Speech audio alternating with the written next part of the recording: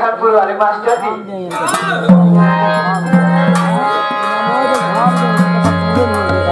अरे बड़ी भाई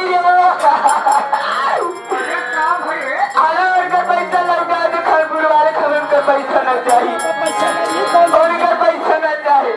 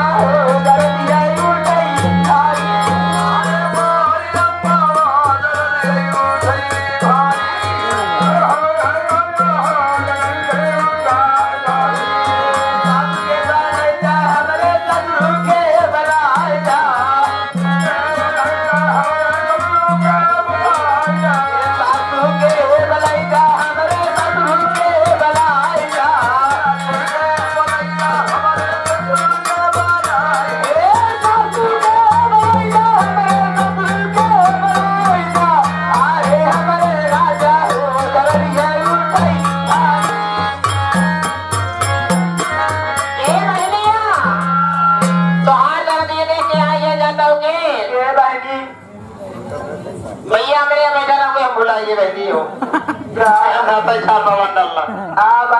सरदार सरदार। अच्छा सरदार की तरफ से ये भी पुरस्कार में कहने का बा। अरे हमारे राजा हो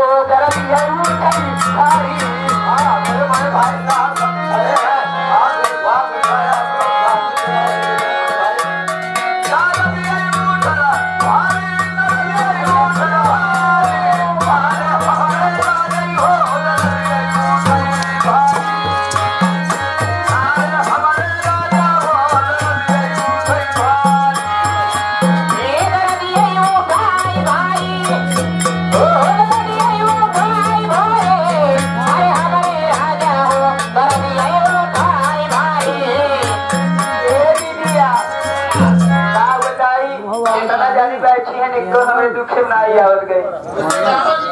अब इससे करे से दुख से बनाए आप का बताए विचारो हमारे भाभी है गांव है आई ना हमारे दुख से हो 1000 रुपया हमारे हम चला जान के का कर दो रुपया हो तो हां चला जान के